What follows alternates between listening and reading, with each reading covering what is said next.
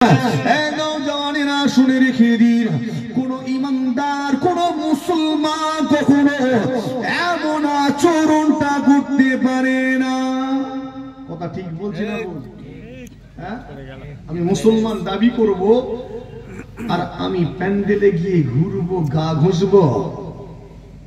হ্যাঁ, মুসলমান দাবি করব, গান বাজনাকে বাড়াওয়া দেবো আরো। আল্লাহ নবী বলছেন তোমরা গান বাজনা তো করবে না, যেখানে হয় সেখানে যাবেও না। কথা ঠিক না ভুলবো? সেখানে যাওয়া যাবে? আমরা চলে যাচ্ছি, অথচ মুসলমান দাবিদার। এই দুনিয়া কদিনের? দুনিয়া কদিনের? দুদিনের। কতদিন বাঁচবে? 50 বছর, 60 বছর, 70 বছর। তোমার 70 বছরের দুনিয়াদারিতে তুমি চিরকালীন আখিরাতটাকে কেন বরবাদ করছো? কথা ঠিক বলছি না ভুলবো? হ্যাঁ, আখিরাত কেন বরবাদ করছো? মুসলমানের ছেলেরা, আল্লাহ পাক নিষেধ করলেন ওয়াল আযলামু রিজসুম মিন আমালিশ শাইতান। আর তোমরা ভাগ্য নির্ধারককে ব্যবহার করো না, লটারিকে দাও না, কেননা এগুলো হলো শয়তানের ঘৃণিত আমাল। ফাজতানিবুহু লাআল্লাকুম তুফলিহুন। ঈমানদারেরা, যদি সফল কাম হতে চাও, আখিরাতে জান্নাত লাভের আশা করো, এই সমস্ত শয়তানি ঘৃণিত আমালগুলো থেকে নিজেকে দূরে রাখো, বাঁচিয়ে রাখো। তাহলে বোঝা গেল কেবল নেক আমাল করলে হবে না, সাথে সাথে খারাপ কাজগুলো থেকেও নিজেকে বাঁচাতে হবে। নেক আমাল করতে হবে, শয়তানি আমালগুলো থেকে বাঁচতে হবে। তাহলে ঠিকানা হয়ে যাবে আল্লাহর জান্নাত। মুসলমানের ছেলেরা, নওজওয়ানেরা শুনে রেখে দিন, কে জান্নাতে যাবে, কে জাহান্নামে যাবে, সবকিছু নির্ধারণ হয়ে গিয়েছে। মনে আছে বলছিলাম? একদম লেখা হয়ে গেছে, ভাগ্যের লেখনী কমপ্লিট। নসিবে যদি জান্নাত লেখা থাকে, নসিবে যদি জান্নাত লেখা থাকে, অনেক সময় দেখা যায় মানুষটা গুনাহ কাজ করছেন, অন্যায় করছেন, পাপ কাজ করছেন। আমার আল্লাহ পাক ওই ব্যক্তিটাকে দিয়ে শেষ বেলায় এমন একটা কাজ করিয়ে নেবেন, তওবা করিয়ে নেবেন। দেখা যাবে এই তওবার খাতিরে আল্লাহ তার পাপ রাশিকে ক্ষমা করে দিয়ে জান্নাতি বানিয়ে নিবে। কথা বোঝাতে পারছি? হ্যাঁ, নসিবে লেখা আছে জাহান্নামী, দেখা যায় নামাজ পড়ে, রোজা রাখে, তাসবিহ তিলাওয়াত করে, কিন্তু নসিবে কি লেখা আছে? নসিবে জাহান্নামী। আল্লাহ শেষ বেলায় এমন কিছু কাজ করিয়ে নেবেন যার কারণে ওর ঠিকানা হয়ে যাবে জাহান্নাম। কেন? নসিবে লেখা আছে। তো আপনার ঈমানটাকে দৃঢ় করুন, ঈমানটাকে মজবুত করুন। মুসলমানের ছেলেরা, কেমন ঈমান বানাবো? সাহাবা ইকরাম হুজুরগণের মতো ঈমানদার হয়ে যান। কেমন ঈমান বানাবো? আমার নবী পাকের সাহাবা হযরতে মুসআব বিন উমাইর রাদিয়াল্লাহু তাআলা আনহুর মতো ঈমানদার হয়ে যান। মুসলমানের ছেলেরা শুনে রেখে দিন, হযরতে মুসআব বিন উমাইর এমন একজন ব্যক্তি ছিলেন যিনি সম্ভ্রান্ত পরিবারের সন্তান, ধনী পরিবারের সন্তান ছিলেন। একেবারে শৌখিন জীবন যাপন ছিল তার। এমন যে পোশাক পরিধান করতেন, পোশাকটা ছিল সবচেয়ে দামি পোশাক। হুজুরের কথা শোনা আছে না নেই? হ্যাঁ, হুজুর জুতো পরতেন, ওটা ইয়ামান থেকে আনা হতো। কোথা থেকে? ইয়ামান থেকে। একদম তৎকালীন মক্কার যুবকদের ফ্যাশন আইডল, মক্কার যুবকদের, তারা মুসআবকে দেখতেন জওয়ানি ওয়াক্তে, খুব সুন্দর দেখতে, সুন্দর বড় বড় চুল, আতর ব্যবহার করতেন, সুগন্ধি ব্যবহার করতেন, যে আতর মক্কার জমিনে আর অন্য কারো কাছে পাওয়া যেত না। একবার জোরে হয় না সুবহানাল্লাহ। ধনী পরিবারের আদরের সন্তান, আদরের সন্তান সেই মুসআব বিন উমাইর আমার নবী পাকের হাতে হাত দিয়েছিলেন। সেই মুসআব বিন উমাইর মক্কার মানুষদের কাছ থেকে শুনেছিলেন মুহাম্মদ বলে একজন ব্যক্তি যিনি নিজেকে নবী দাবি করেছেন। মক্কার মানুষদের জবান থেকে আব্দুল্লাহ বেটা মুহাম্মাদের বর্ণনা শুনেছেন। একদা তিনি দারে আরকামে চলে গেলেন সেই মুহাম্মাদুর রাসূলুল্লাহ সাল্লাল্লাহু আলাইহি ওয়াসাল্লামকে দেখার জন্য। সেই সময় ইসলাম গোপনে গোপনে প্রচার হতো, ইসলাম লুকিয়ে লুকিয়ে প্রচার করা হতো, কেননা মুসলমানের সংখ্যা বড্ড কম ছিল। আমার নবী পাকের সাহাবা হুজুর গণেরা তারা যারা কালেমা পড়েছেন গোপনে থাকতেন, নিজেকে লুকিয়ে রাখতেন। মুসআব বিন উমাইর সেই দারে আরকামে চলে গেলেন, আমার নবী পাকের আলাপ আলোচনা শুনলেন, আমার নবী পাককে দেখলেন। মুসআব নিজেকে ধরে রাখতে পারে না, আমার নবী পাকের আলোচনা কথাবার্তা শুনে দিওয়ানা হয়ে গিয়ে হাতটা বাড়িয়ে দিয়ে ঈমানের কালেমা খানা পড়ে নিয়েছিলেন। জোরে হবে না? আরো জোরে হবে না? আগে আলোচনা শোনা ছিল, গিয়ে নবীকে দেখেই দিওয়ানা হয়ে গেছেন। আলোচনা শুনে তো আরো দিওয়ানা, হাত বাড়িয়ে দিয়ে কালেমা পড়ে নিলেন। আমার নবী সাল্লাল্লাহু আলাইহি ওয়াসাল্লাম শিখিয়ে দিলেন, তুমি এখন কালেমা কবুল করেছো, এটাকে গোপন রেখো। এটা গোপন রাখবে, এখন কাউকে বলার দরকার নেই। কেন? তখন তো ইসলামের শক্তিটা কম। এই যারা কালেমা পড়েছে সব লুকিয়ে আছে, কেউ জানায় না। কেউ জানতে যদি পারে তাকে হত্যা করে দেওয়া হবে। তাকে কি করা হবে? হত্যা করা হবে। এই জন্য আমার নবী বললেন গোপন রাখো। কিছুদিন গোপন রাখলে, লুকিয়ে লুকিয়ে নামাজ পড়ছেন, ভালো করে শুনবেন, লুকিয়ে লুকিয়ে নামাজ পড়ছেন, কতদিন গোপন রাখা যায়? কতদিন? এখন আমার মুসআব বিন উমাইর নামাজ আদায় করছে, একজন ব্যক্তি দেখতে পেয়ে গেল, সঙ্গে সঙ্গে খবরটা দ্রুত গতিতে ছড়িয়ে দিল। একদম এক মুহূর্তে ছড়িয়ে দিয়েছে। খুব সংক্ষেপ করে এটা বলছি। ব্যাস, যখনই ছড়িয়ে গিয়েছে মানুষের অত্যাচার শুরু হয়ে গেল। ও জানেনা, মুসআব ধনী পরিবারের সন্তান, তার আম্মা ছিলেন বড্ড কঠোর, তার আম্মা ছিলেন বড্ড কঠোর। যখন খবর পেলেন বড় অসন্তুষ্ট হলেন, কেননা আমার সন্তান নিজ ধর্ম ত্যাগ করে মুহাম্মাদের ধর্ম গ্রহণ করেছে। মা হিসাবে থাকতে পারে না, সন্তানকে গাইড করেন, বারবার করে বোঝান, সন্তান বুঝে না।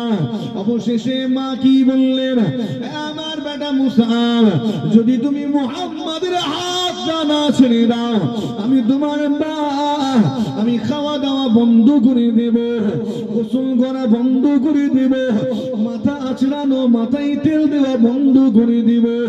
ও বেটা মুসআব, যদি তুমি নিজ ধর্মে প্রত্যাবর্তন না করো, আমি তোমার আম্মা না খেয়ে রোদে দাঁড়িয়ে দাঁড়িয়ে মারা যাব, তথাপিও তোমাকে ফিরিয়ে আনবো। যে আসনে রেখে দিন, তার আম্মা বারবার করে চেষ্টা করে। মুসআবের আম্মা রোদে দাঁড়িয়ে রয়েছেন জিদ করে, ছেলেকে নিজে ধর্মে ফিরিয়ে আনবেন, কিন্তু ছেলে অটল। কেননা মুসআব অন্য কারো হাতে হাত দেয়নি, তিন দুনিয়ার বাদশার হাতে হাত দিয়েছে।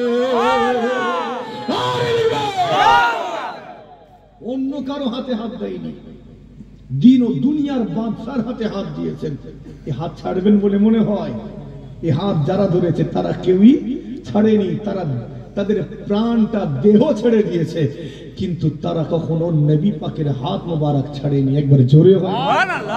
জি হ্যাঁ, দাঁড়িয়ে দাঁড়িয়ে মা বেহুশ হয়ে গেল, পানি টানি ঢেলে মায়ের হুঁশ ফিরানো হলো।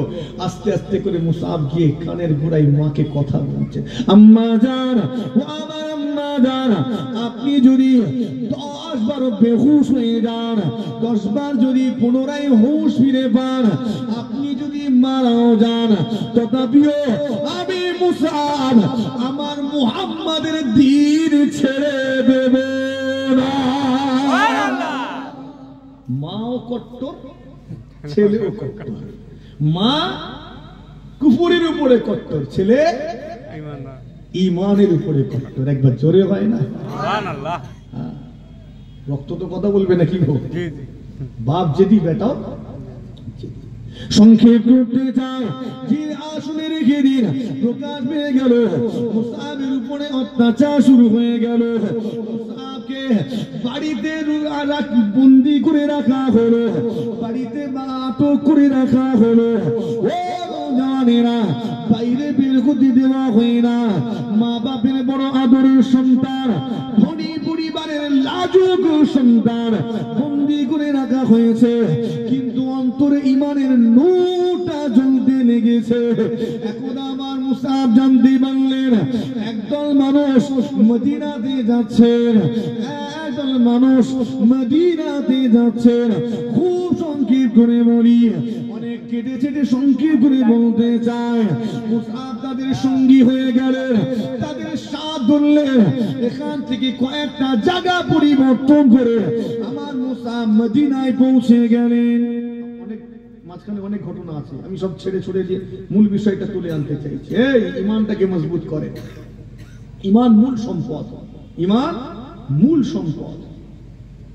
নওজওয়ানেরা, তরুণেরা, আমার মুরব্বিয়ানেরা মদিনায় মুসআব বিন উমাইর পৌঁছে গেলেন। সেখানে গিয়ে তিনি ইসলামের খিদমত করতে লাগলেন। মানুষের দুয়ারে দুয়ারে গিয়ে আল্লাহর একত্ববাদের বাণী প্রচার করতে লাগলেন।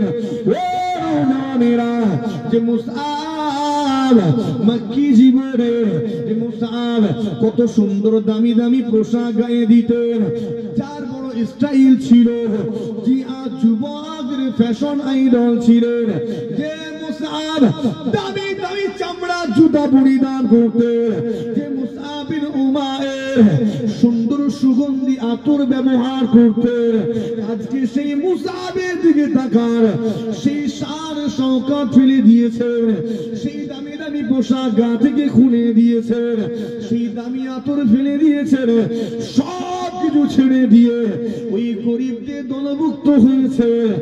এই ছোট্ট দল ইসলামকে কবুল করে ইসলামের খিদমতে নিজেকে নিয়োজিত করেছেন। এতটা মেহনত করেছিলেন, এত ত্যাগ স্বীকার করেছিলেন। আমার নবী পাক সাল্লাল্লাহু আলাইহি ওয়াসাল্লাম একদা মুসআব বিন উমাইরকে দেখে বলতে লেগেছেন, তুমি না মুসআব বিন উমাইর, তুমি না উমাইরের বেটা মুসআব? মুসআব বিন উমাইর বলেন, জি ইয়া রাসূলুল্লাহ, আপনি ঠিক ধরেছেন। আল্লাহ নবী কি বলেছিলেন? তুমি তো ধনী পরিবারের সন্তান, বড় লোকের ছেলে, তুমি তো দামি দামি পোশাক পরিধান করে ঘুরে বেড়াতে, চাকচিক্যময় তোমার জীবন যাপন ছিল, তোমার মাথার চুলগুলো সুন্দর ছিল, তুমি সেই সব ছেড়ে দিয়ে এই কেবল মোটা চটের মতো মোটা পোশাক কেন গায়ে দিয়েছো? এটা কেন কেন গায়ে দিয়েছে? হ্যাঁ, আমার নবী পাকের পাগল, নবী পাকের দিওয়ানা হযরত মুসআব বিন উমাইর তার চাকচিক্যময় জীবন যাপন ছেড়ে দিয়ে এই মোটা কাপড় চটের মতো মোটা পোশাক গায়েতে তুলে নিয়েছেন। কেননা আল্লাহকে খুশি করার জন্য, তার হাবিবকে খুশি করার জন্য। ও মুসলমানের ছেলেরা, নওজওয়ানেরা, তরুণেরা, আমার মুরব্বিয়ানেরা, ঈমান দেখেন কেমন ঈমান দুনিয়ার শান শওকতগুলোকে দূরে সরিয়ে দিয়েছেন। এমন বর্ণনায় পাওয়া যায়, হযরতে খাব্বাব রাদিয়াল্লাহু তাআলা আনহু নিজে বর্ণনা করেছেন, আমি মুসআব বিন উমাইরকে দেখেছি, পূর্বে তার শান শওকত কেমন ছিল, তার পোশাক কেমন সুন্দর ছিল, তার কথাবার্তা কেমন ছিল জানি। সেই মুসআবকে পরবর্তীকালে দেখি তার শরীরের চামড়া গুলো খসে খসে পড়ে গিয়েছে, ঠিক যেমনটা একটা সাপ তার শরীরের খোলস পরিত্যাগ করে, ঠিক ওই রকম মুসআবকে দেখেছি, তার শরীরের চামড়া গুলো উদলে উদলে চলে গিয়েছে। লাজুক ধনী পরিবারের সন্তান একটু নাদুস নুদুস হয় না, হয়নি?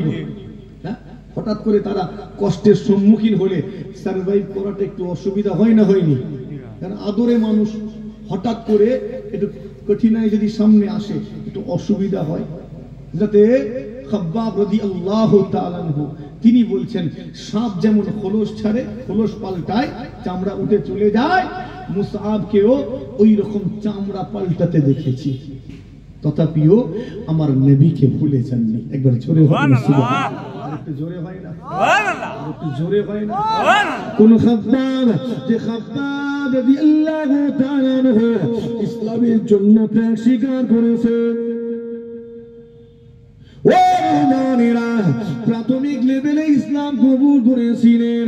এখন হযরত উমর বিন খাত্তাব রাদিয়াল্লাহু তাআলা আনহু খিলাফতের আসনে আসীন, তিনি খোলাফায়ে রাশিদিনের অন্তর্ভুক্ত। হযরত উমর বিন খাত্তাব খিলাফতের আসনে আসীন হয়েছেন, তার পাশেই জায়গা ছিল হযরত খাব্বাব রাদিয়াল্লাহু তাআলা আনহু। এখন আমার উমর বিন খাত্তাব বলতে লেগেছেন, ও খাব্বাব, আপনি তো গোড়ার দিকে ইসলাম কবুল করেছেন, আপনি তো প্রথম দিকে কালেমা পড়া ব্যক্তিদের একজন ছিলেন, একেবারে প্রথম সারির মানুষ। ও খাব্বাব, আপনি একটু স্মৃতিচারণা করুন, একটু বলুন বলুন বলুন, সেই সময় ইসলামটা কবুল করে নেওয়া কতটা কষ্টকর ছিল, সেই সময় কাফেররা কেমন অত্যাচার করত, কেমন জুলুম করত, আপনি একটু আমাদের বর্ণনা করুন। ও মুসলমানের ছেলেরা, নওজওয়ানেরা, তরুণেরা, আমার নবী ভগনেরা, খেয়াল করে শুনে রেখে দিন, আমার খাব্বাব রাদিয়াল্লাহু তাআলা আনহু ওই সময় কিভাবে কথা বলেছিলেন, জামানে কোনো কথা বলেননি। হুজুর কি করেছিলেন জানেন? হুজুরের শরীরে যে চাদরটা ছিল, এই চাদর মুবারকটা আস্তে করে খুলে দিলেন। ও নওজওয়ানেরা, যখন এই চাদর মুবারকটা খুলে দিলেন, হযরত খাব্বাব রাদিয়াল্লাহু তাআলা আনহুর পিঠটা উন্মুক্ত হয়ে গেল, হুজুরের পিঠটা প্রকাশ পেল। সেই পিঠ দেখার সাথে সাথে হযরত উমর বিন খাত্তাব রাদিয়াল্লাহু তাআলা আনহুর শরীরের পশমগুলো কাঁটা দিয়ে উঠল। দেখে এই পশমগুলো কাঁটা দিয়েছে, খাড়া হয়ে গেছে। দেখার সাথে সাথে কিছু বুঝতে পারছেন? পিঠটা দেখেছেন, দেখেন এবড়ো খেবড়ো, পিঠটা এবড়ো খেবড়ো। আপনার আমার পিঠ তো কত সুন্দর মসৃণ, কথা ঠিক না বলবো? হ্যাঁ হ্যাঁ, পিঠে যদি খুঁজা যায় হয়তো উস্তাদের কয়েকটা মারের দাগ পাওয়া যাবে, কথা ঠিক না বলবো? একবার দরুদ শরীফ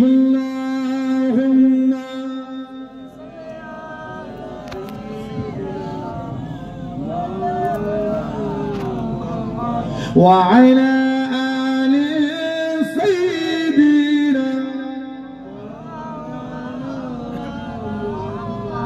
بأمان أذله سسينا ماذا هو مرادي مدينة مغير بأمان أذله سسينا مغير ماذا هو مرادي مدينة مغير فول طفل كاتون क्या हुस्न है लुत्फी जन्ना से बढ़कर मदीने में है अल्लाहुम्मा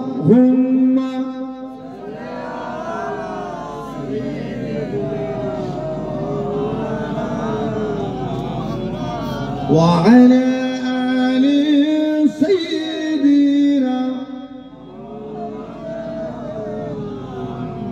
আমার দিনদার ইমানদার ভাই, নেককার আল্লাহওয়ালা পরহেজগার মুমিন মুসলমান হয়ে জানেন, আমার মুরব্বিয়ানেরা, নিজের ঈমানকে দৃঢ় করুন, নিজের ঈমানকে মজবুত করুন। হুজুরের উপরে কি অত্যাচার হয়েছিল, হযরত খাব্বাব রাদিয়াল্লাহু তাআলা আনহু যখন খুলে দিলেন, উমর বিন খাত্তাব হুজুর খিলাফতের আসনে বসেন, তিনি দেখেছেন, দেখার সাথে সাথে গায়ের পশমগুলো সব খাড়া হয়ে গেল, পিঠটার এমন অবস্থা, পুরো পিঠটাতে কত দাগ, কত দাগ, আঘাতের চিহ্ন। হুজুরকে একেবারে জ্বলন্ত অঙ্গারের বিছানা করে আমার হুজুরকে সেখানে শুইয়ে দিয়ে বুকের উপরে উঠে দাঁড়াতো। হুজুরের পিঠের চামড়া পুড়ে, চর্বিটা পুড়ে গলে গলে কয়লাগুলো নিভে যেত। তথাপিও আমার খাব্বাব রাদিয়াল্লাহু তাআলা আনহু দ্বীনকে ছেড়ে দেননি। ওই অতটা কষ্টের মাঝেও আহাদ আহাদ আহাদ বলে চিৎকার করেছেন। অতটা কষ্টের মাঝেও লা ইলাহা ইল্লাল্লাহ মুহাম্মাদুর রাসূলুল্লাহ সাল্লাল্লাহু আলাইহি ওয়াসাল্লামের চিৎকারের ধ্বনি দিয়েছেন। জোরে হয় না সুবহানাল্লাহ, একটু জোরে হয় না সুবহানাল্লাহ। আজকের মুসলমান, তোমাকে রাস্তায় কয়েকজন আটকালো, আটকে দু চারটে কিল দিল, চড় থাপ্পড় দিয়ে বলল আমাদের শেখানো কথাটা বল, তুমি ঘুরে গেলে। কথা ঠিক না ভুল? ঘুরে গেলে না কেন? হ্যাঁ, তোমাকে আটকেছে কয়েকটা আনাড়ি লোক, বুঝতে পারছেন কাদের কথা বলছি? আটকে বলছে আমাদের শেখানো কথাটা বলতে হবে, আর তুমিও ভয়ে ভয়ে বলে ফেললে। কেমন ঈমান তোমার, কেমন ঈমান? হযরতে খুবাইব ইবনে আদি হুজুরের ঘটনা জানা আছে।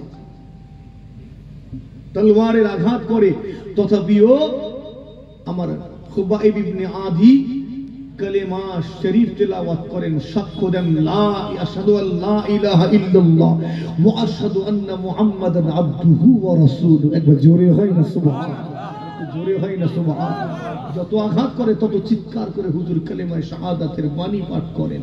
আর আজকের যুবক, তোমাকে কয়েকজন ঘিরে ফেলেছে, ঘিরে ফেলে হয়তো একটু চড় থাপ্পড় কিল দিল, ঘুষি দিল, দিয়ে বলল আমাদের শেখানো কথাটা বল, তুমিও ভয়ে ভয়ে বলে ফেললে।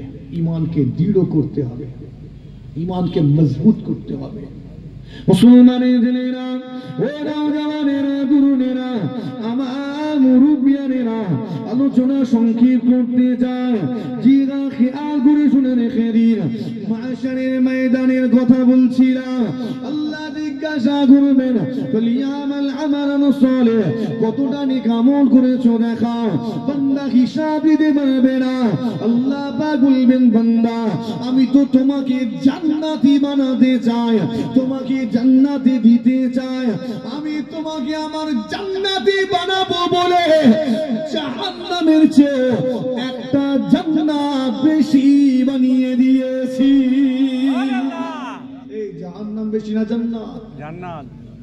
তো বুঝা গেল আল্লাহ আমাদেরকে কোথায় দিতে চায়? জান্নাত। আমার বান্দারে, আমি আল্লাহ তোমাকে আমার জান্নাত দিতে চাই, তোমাকে আখিরাতে জান্নাতি বানাতে চাই। জান্নাতি বানাবো বলে আমি আল্লাহ তোমাকে তওবার অপশন দিয়েছি, তওবা করার সুযোগ দিয়েছি, তওবা দিয়েছি।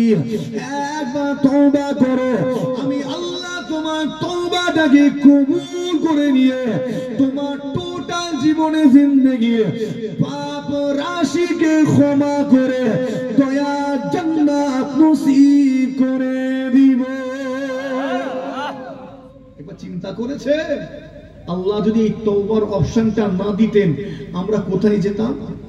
একটা কেউ জান্নাতে যেতে পারতাম?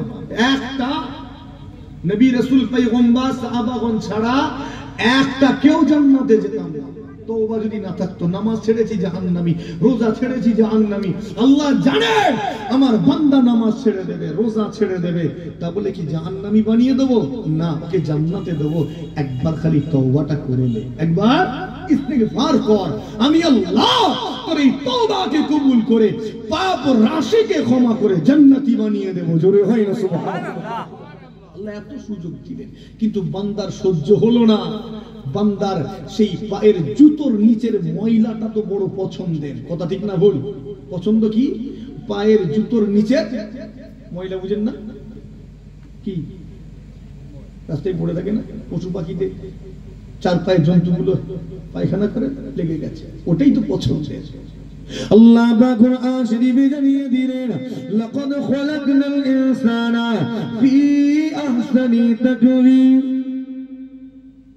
লাকাদ খলাকনাল ইনসানা ফি আহসানি তাকওয়িম।